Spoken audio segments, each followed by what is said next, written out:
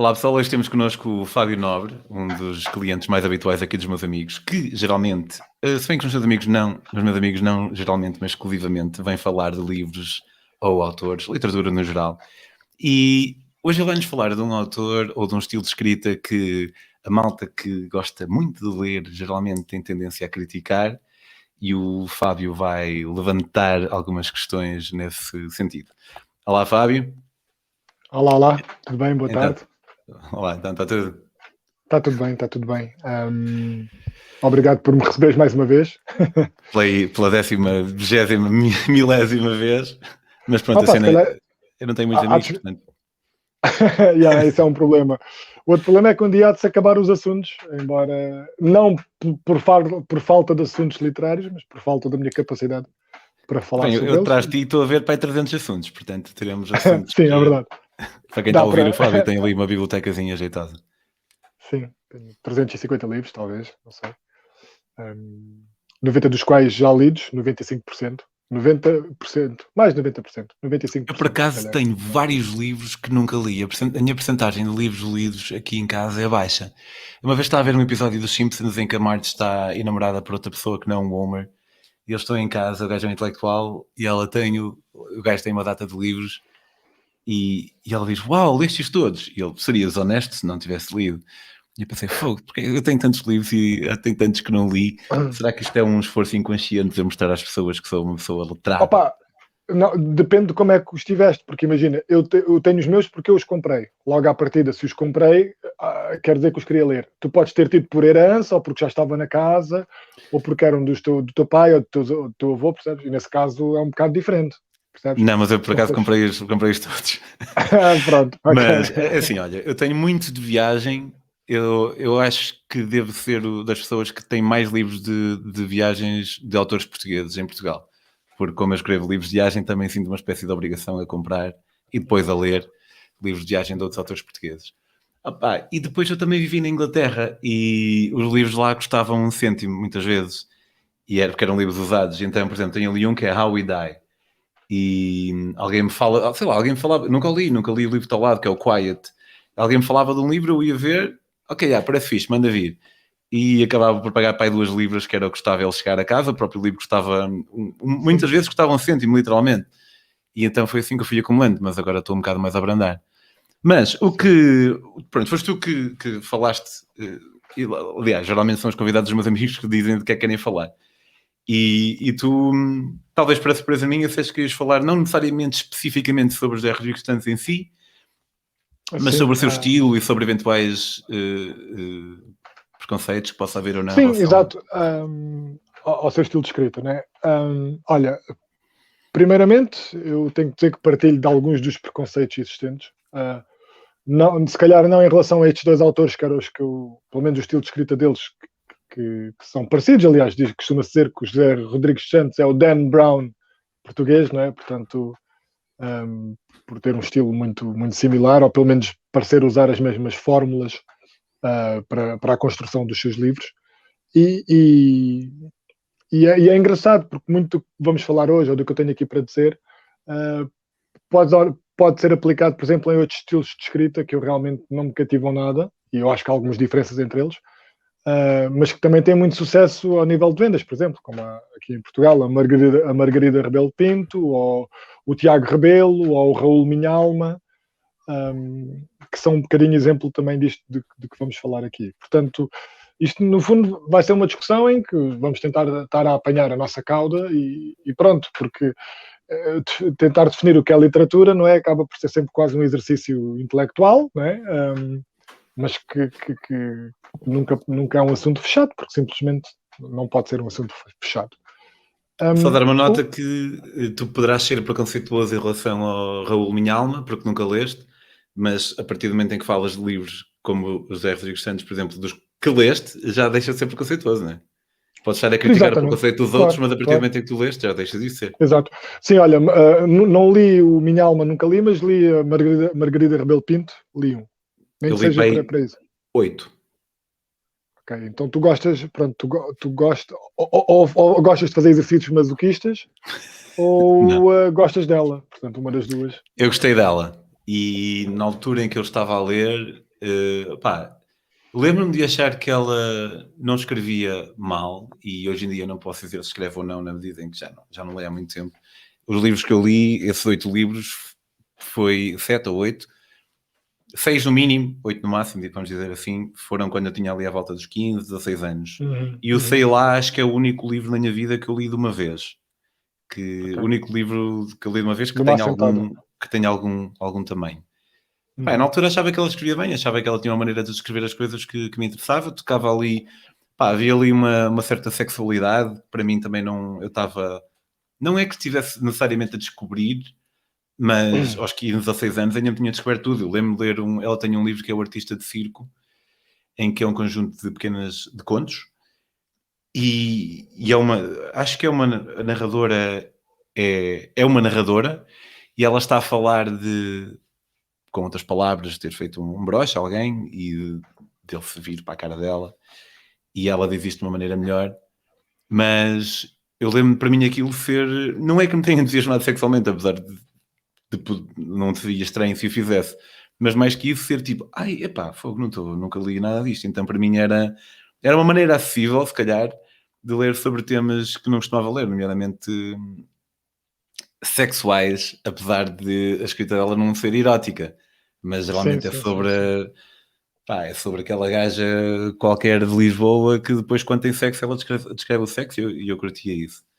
Mas também ela tem um livro que é I'm in Love with a Popstar, que é o pior. Aí mesmo na altura eu achei que era o pior livro que eu já tinha lido e que provavelmente ia ser, e ainda hoje, mais de 20 anos depois de eu ter lido, continua a ser o pior livro que eu já li na minha vida.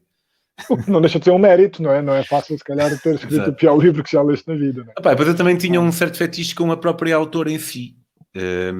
Achava uma mulher bonita, e eu tinha 16, ela tinha 37, e hoje em dia acho mas nós estamos a falar da obra, não estamos a falar da pessoa, mas ainda assim já li coisas que ela escreveu, não tanto em livros, mas mais em artigos e coisas assim, que me faz achar que ela é uma pessoa que não existe a 100%. 5% de, sei lá, empatia e pelas gordas, por exemplo, que ela tem uma cena. Exato, essa questão das gordas já ficou viral e falou-se durante uns tempos sobre isso. Mas sim, quer dizer, um ponto importante que tocaste é a habilidade de distinguir o autor da obra, não é? E com o que isso quiser dizer, né?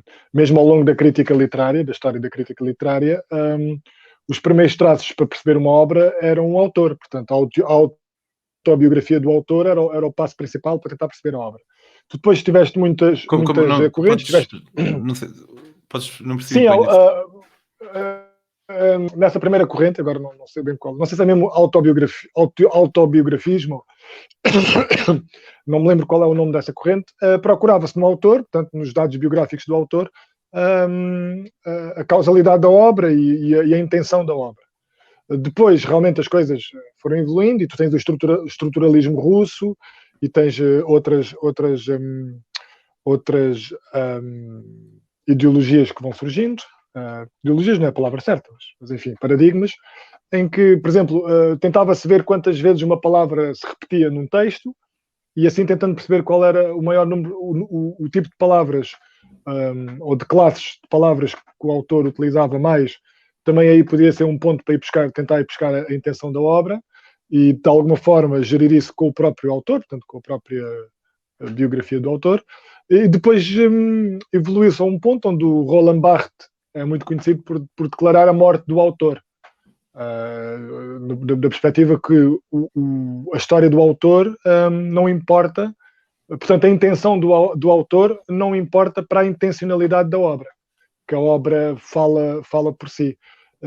Umberto Eco, com a noção de obra aberta, toca um bocadinho nisso. No fundo, o que ele diz é que todas as interpretações são possíveis, desde que justificadas de alguma maneira pela obra, portanto, que consigas ter algum substrato na obra em si, não é?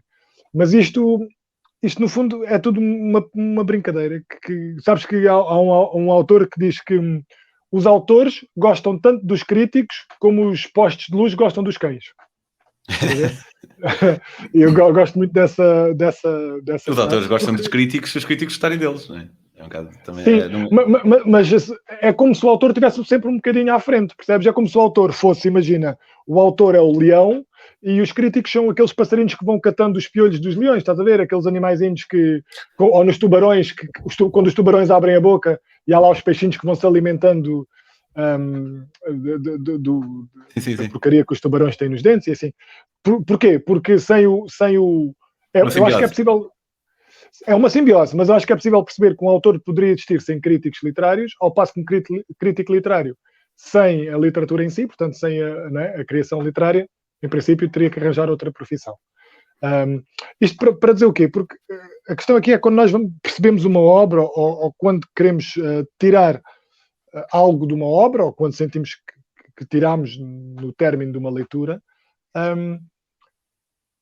nós até podemos achar a nossa visão menos válida, imagina, se a nossa visão for contra aquilo que a crítica diz, ou os grandes ensaios dizem, né? Tu podes tender a pensar que, olha, por exemplo, eu tendo a pensar que tem que ser eu estúpido, o parvo, por não gostar de António Lobo Antunes, percebes? Porque não gosto, não me diz absolutamente nada, não... Opa, espero que, sinceramente, se é para dar mais um prémio Nobel a algum escritor de língua portuguesa, tens 5 antes dele, o Miyakoto, o Gonçalo M. Tavares, o Afonso Cruz, enfim. Eu sinto mesmo com o Murakami. Pronto, olha, é verdade, tínhamos falado curiosamente, disso. Não vamos falar de Murakami em específico, provavelmente não, o próximo episódio sobre livros, sobre autores que eu vou fazer vai ser sobre Murakami com Briosa. Ok. Portanto, vou deixar, pessoal, ouçam o próximo. Sim. Boa, olha, é aqui um, exato. Mas só para dizer que eu sinto mesmo com o Murakami, eu penso o estúpido deve ser eu, porque eu não estou a ver onde é que está. Pois, e na verdade não és, não é? Porque tu leste a obra e por algum motivo não gostas da escrita, ou aliás, no teu caso eu sei que leste mais do que uma, acho eu. Tinhas dito que tentaste. Pronto, li portanto, o mínimo depois de uma, que foi 2. Pronto, ok. E mesmo assim, não, por algum motivo, não te chama. Tu és soberano na tua decisão, percebes? Em relação ao que hoje eu queria falar, é muito interessante porque em que medida é que nós definimos o que é literatura e o que é que não é? O que é entretenimento ou o que é enfim, outra coisa qualquer que não isso, de valor. E depois aqui tu podes falar de muita coisa, podes falar de que forma o conteúdo e a forma que o autor trabalha, qual é a profundidade narrativa, qual é o tratamento de linguagem impresso pelo autor, se recorre a muitos chavões, a muitos lugares comuns para montar a narrativa, ou o que é que... Pronto, enfim, a que artifícios é que o autor recorre para construir a sua narrativa. E aí a verdade é que... alguma objetividade nessa análise, não é? Tipo, alguém se não tem nenhuma criatividade...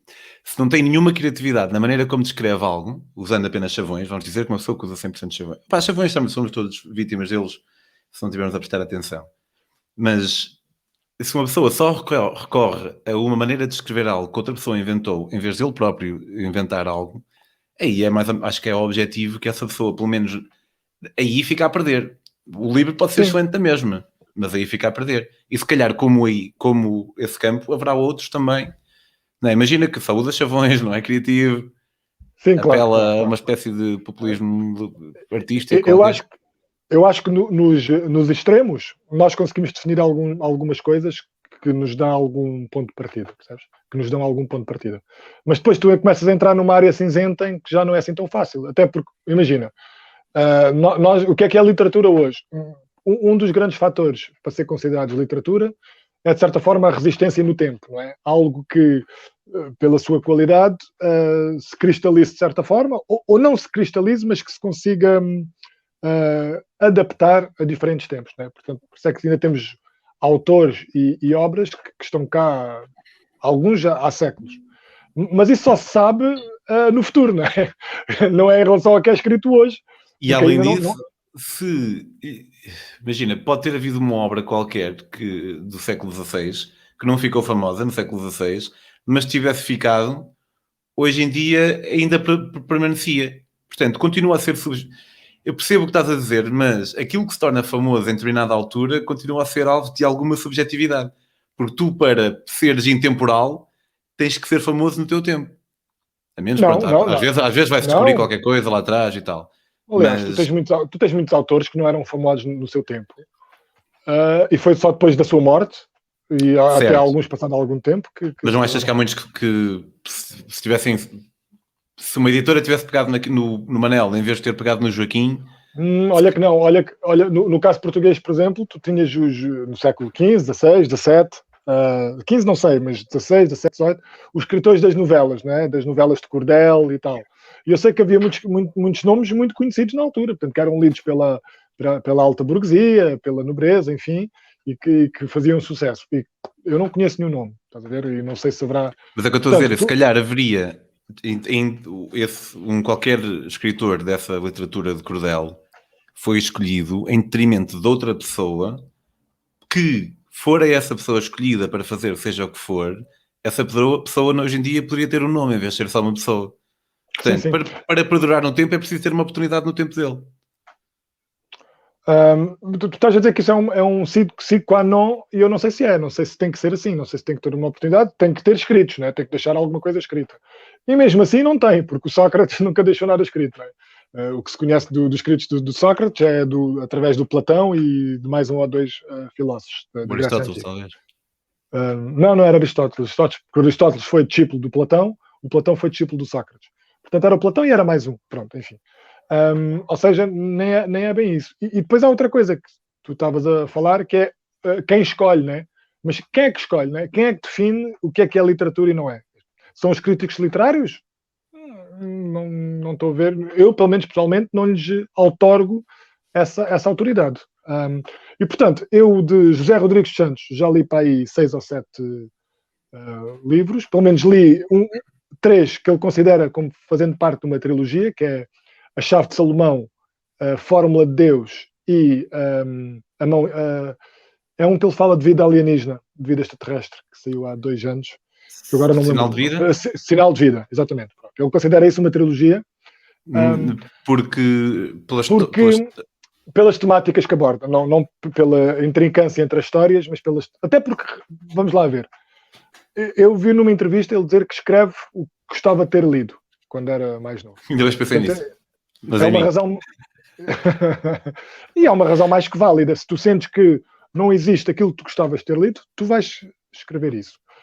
A partir daqui, ele escreve bem, portanto, escreve bem na medida em que domina o código, domina a linguagem, não é? Eu acho que é um bocado não, é muito superficial na forma em como trabalha as personagens e trabalha os enredos. Penso que, no fundo, os enredos não funcionam mais do que uma forma de ele ligar os factos que ele trabalha no livro, e é essas partes que eu adoro. Como ele consegue transformar coisas complexas na áreas, sei lá, tão distintas como, sei lá, ciência, e dentro da ciência física quântica, enfim, várias áreas em específico, e que ele consegue tornar apelativo, na verdade, e consegue ensinar. Eu sinto que aprendi muito, pelo menos muitas introduções foram feitas através da escrita dele, e que depois, mais tarde, confirmei realmente isso através de outras leituras e, enfim, de outros visionamentos de documentários, ou o que seja. E depois também uma coisa que eu acho que é muito importante, o entretenimento, porque eu acho que tem que... Porque, repara, eu quando eu começo a ler um José Rodrigues dos Santos, já sei que vai ser uma leitura mais simples, mais fácil. Uma leitura de praia, uma leitura... Mas porquê é que isso não é tão válido como... É o termo em inglês que é o page turner. Como há ali aquela cena de mistério, o gajo quer sempre... Quer continuar, percebes? Exato. Descobrir. E de que maneira é que isso não é tão válido como alguém que trata a linguagem de uma forma diferente, sei lá, um Saramago, por acaso o Saramago sei que tu também não és particular fã, mas um Peixoto, ou então falando de casos... F. Scott Fitzgerald. Já leste o Great Gatsby, não já? Não li o Great Gatsby. Olha, mas... Esse é tido como um grande craftsman da linguagem. Ok, por exemplo. Um que eu tenho que ler também, que é o Moby Dick, que também ouvi dizer que é muito importante. Já li As Vinhas da Ira, e As Vinhas da Ira, por exemplo, é muito tocante, porque parece que a própria aridez da história, aquilo passa-se depois da crise de 29, portanto, da grande fome que se passou sobretudo na zona de Irlanda. Não, na América, na costa da Califórnia, portanto, a costa oeste. Né? E a própria história, a própria aridez da narrativa é acompanhada pela aridez das palavras, percebes? Parece que tu sentes aquela aridez até na própria escrita, a escassez.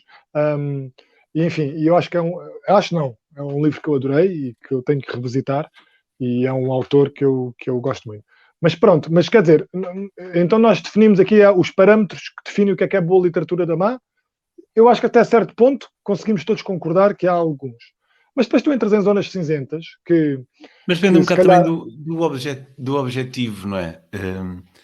O objetivo do José Rodrigues Santos, se calhar não é... Eu quero que as pessoas sintam... As pessoas que nunca sentiram a solidão, eu quero que eles sintam o que é a solidão. Se calhar o objetivo dele não é esse. Ele próprio diz numa entrevista, não sei se foi no Jornal de Letras, onde é que foi que eu li, que ele diz que o objetivo dele não é esse trabalho da linguagem. Não é isso que ele quer, porque não era isso que ele queria ler quando era mais novo. E, portanto, é mais que legítimo, não é? Agora, o próprio Mas acaba por ser um veículo, porque se calhar se tu não te focares muito nisso, e obviamente eu reconheço toda a subjetividade que está inerente a esta afirmação, mas se não te focares nisso, o livro acaba por ser um veículo para passar uma história, e o livro acaba por ter o mesmo efeito, se calhar, que teria um filme. Simplesmente é mais barato de fazer.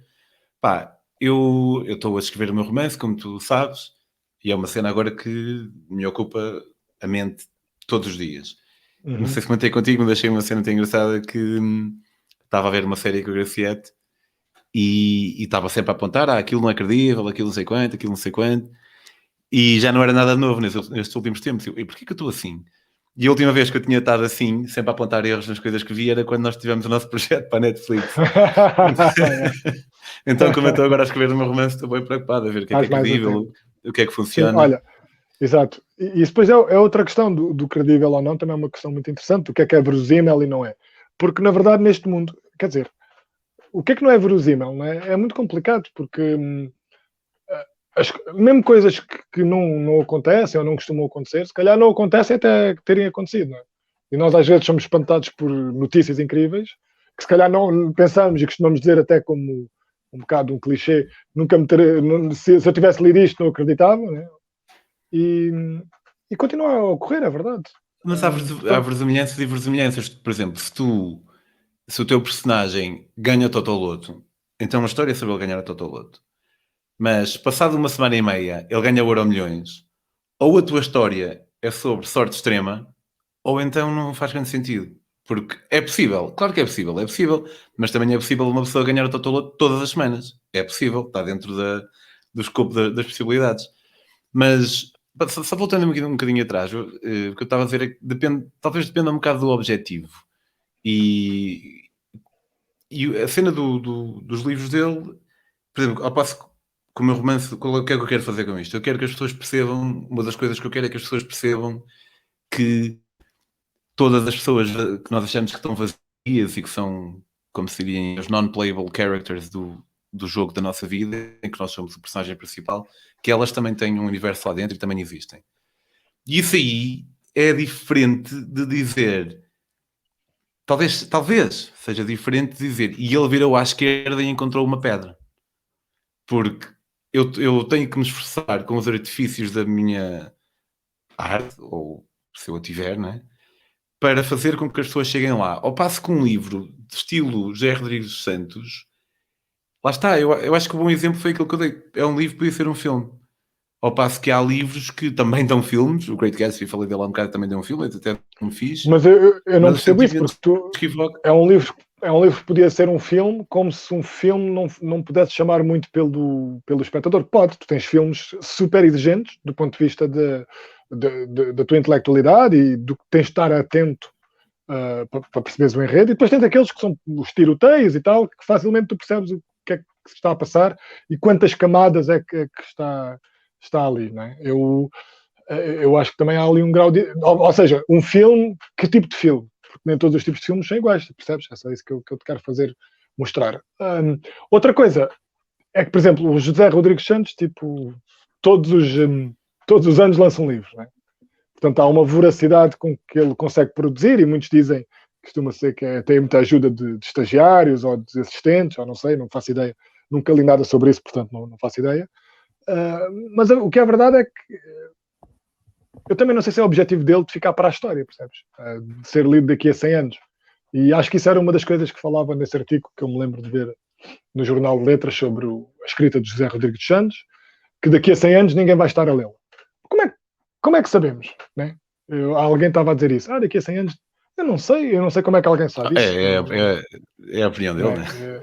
É a opinião dele. Portanto, eu acho muito interessante porque só mesmo, ou sobretudo pelo facto de que facilmente podemos cair em preconceitos, percebes? Uma coisa é reconhecer qualidades distintas e diferentes tipos de qualidades em diferentes tipos de autores e perceber que há autores que são superiores a outros, porque isso é inegável. Outra coisa é saber claramente porque é que são. Mas não sei se pois não é inegável. A contradizer, porque exatamente. aqui este tempo todo a falar da subjetividade, é inegável. É inegável para mim, é inegável para ti. Mas... imagina, sei lá, é inegável, imagina, é inegável dizer que, olha, eu estou a ouvir desculpa, estava a ouvir com interrupções, por isso é que estava a falar. Faulkner e... Pronto, exato, e Steinbeck. Sim, eu estou com o Wi-Fi cheio, mas o... Steinbeck e... Pronto, sei lá, e eu ia dizer esse Raul Minhalma, mas eu não conheço. Pronto, exato, lá está, mas, porque eu acho que... Porque imagina, se tu consegues introduzir alguma inovação que nunca foi vista na literatura, seja de que maneira for. Por exemplo, pode ser uma inovação formal, e aí o Saramago penso que tenha sido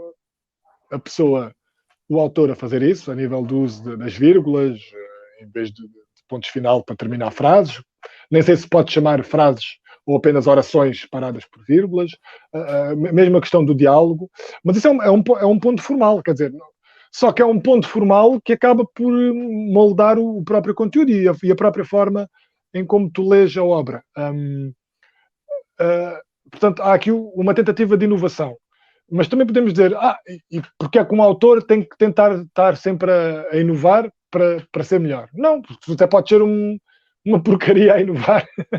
Né? Portanto, só que, como dizia o meu professor, em relação à literatura, eu não creio em brujas, pero que elas hay, porque a verdade é que há livros que são melhores que outros, ou que nós sentimos melhores que outros, e nós até podemos dar um passo em frente na subjetividade, não é? E dizer que todos os livros são feitos da mesma matéria, que são palavras, não é?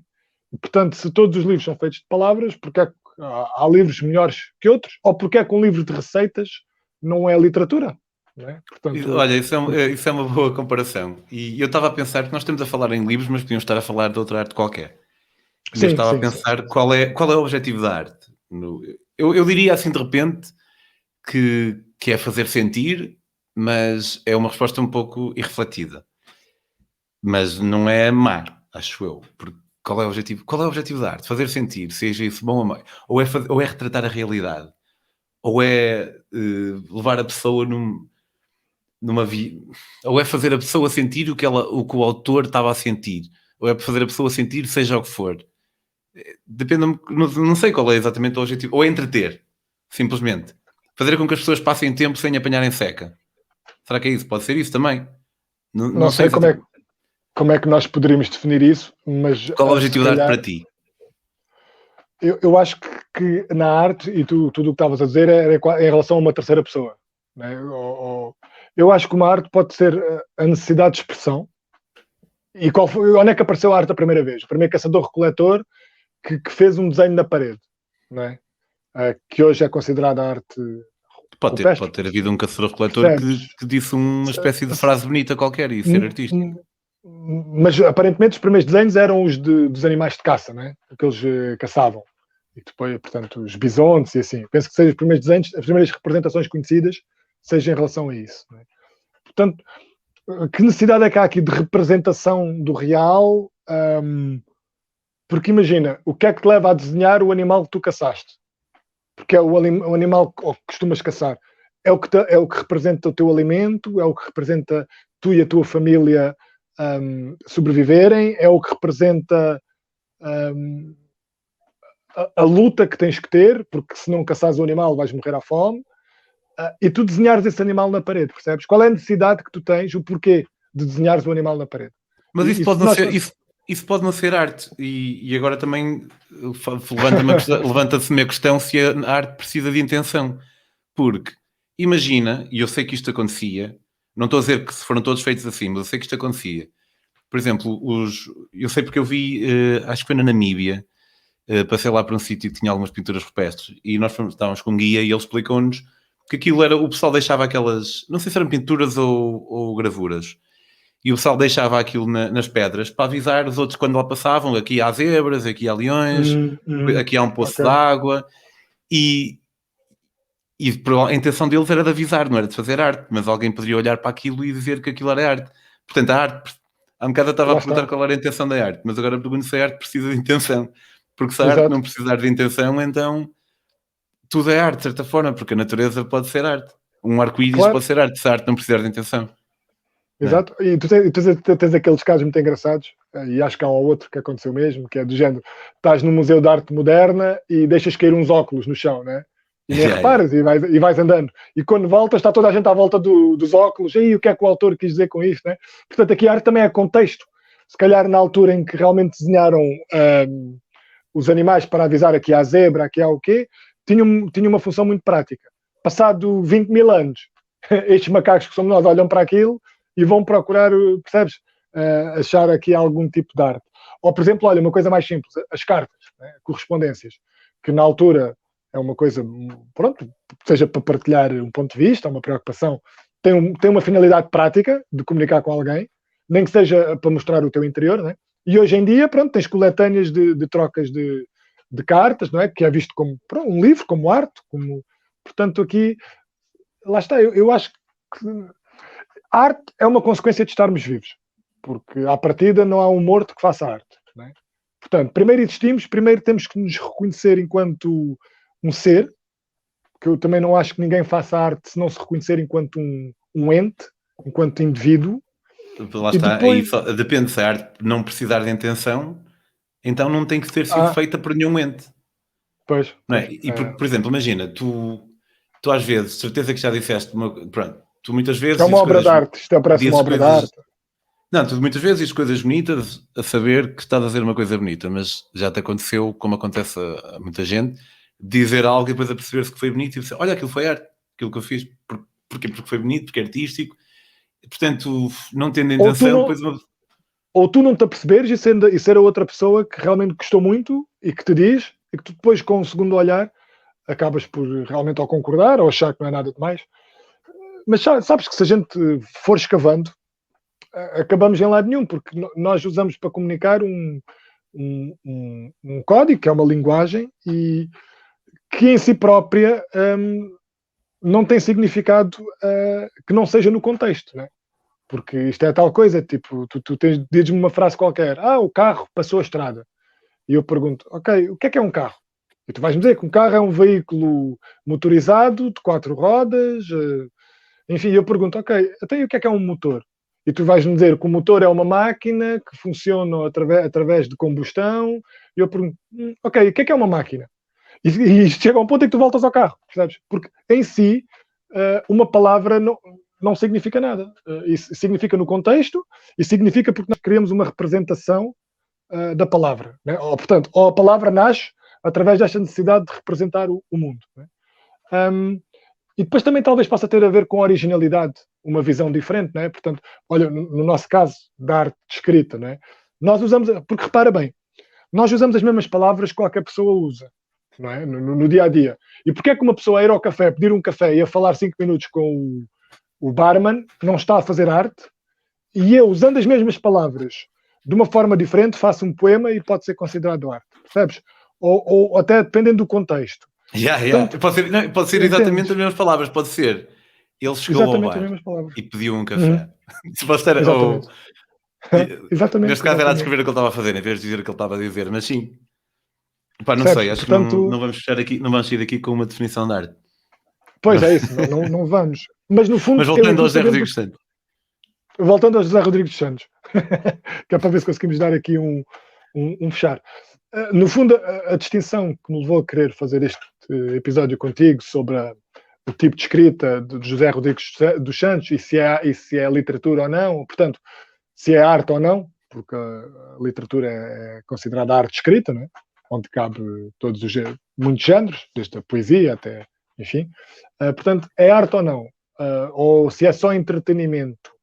E o que é que será? Será que é porque não exige muito do autor? Não, se costuma dizer que um livro só está acabado quando o leitor o lê, não é? Portanto, desculpa, há bocado disse autor, quer dizer leitor. Se não depende muito, se não exige muito do leitor, se o livro fica acabado mesmo antes do leitor o ler, portanto, olha, por exemplo, livros do José Rodrigues dos Santos, facilmente leio 100 páginas num dia. Facilmente. Não requer grande capacidade de estar presente. E eu sinto que estou a seguir o livro da mesma forma, mas se for ler um livro do Saramago, não consigo ler mais do que 25 ou 30 páginas por dia. Mas o que é que isto quer dizer na prática? Que eu preciso de mais tempo para ler o livro de Saramago, porque as referências que ele faz ou o jogo que ele cria é um jogo mais profundo, logo precisa de mais reflexão. Se me dá qualquer coisa que percebes, eu não sei bem. Apesar de na prática eu sentir. E se tu me disseres quem é o melhor escritor, eu diria Saramago. Agora, não sei até que ponto é que eu diria isto, porque ele ganhou um Nobel e porque há realmente coisas que me tocaram muito, enquanto que na escrita do José Rodrigues dos Santos, aquilo que eu levo é mais os factos que ele deixa lá. A forma como ele fala de coisas do nosso mundo, de ciência ou de economia ou o que seja, percebes? Sim, aprende-se muito, é inegável. Mas eu acho que há um grande mérito em tornar coisas complexas de uma forma interessante, que tu queres ler, percebes? Porque se calhar se queres um livro técnico de física quântica, tu não vais querer ler. Para já, vais sentir que não percebes. Enquanto que se leres a Chave de Salomão ou a Fórmula de Deus, ele toca em muitas das teorias importantes, tu sentes que, ok, posso não perceber totalmente, mas entendo o que é que está aqui a ser falado. E eu acho que há um mérito nisso, percebes? E depois o quê? O número de... Eu acho que também ele sofre um bocado, em parte, por ser o enorme êxito de vendas que é.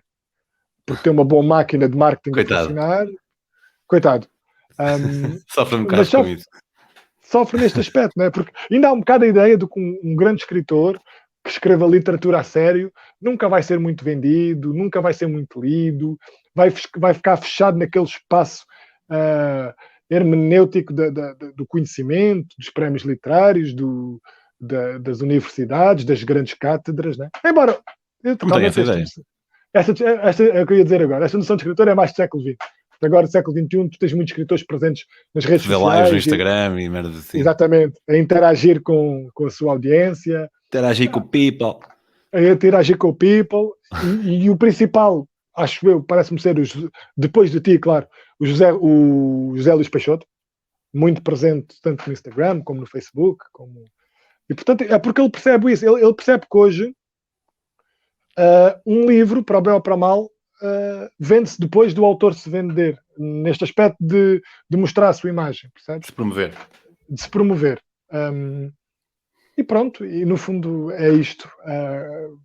Espero que as pessoas tenham percebido o que é que eu queria falar em relação a estas diferenças, e se calhar muitos vão ter já lido o José Rodrigues dos Santos, porque é verdade que é mais fácil de ler, há mais publicidade e é muito interessante, acaba por ser muito interessante, e portanto eu caio do lado dos amantes da literatura a sério, que gostam muito de José Rodrigues dos Santos. Não é um guilty... para quem está a ouvir. Exatamente. Ok.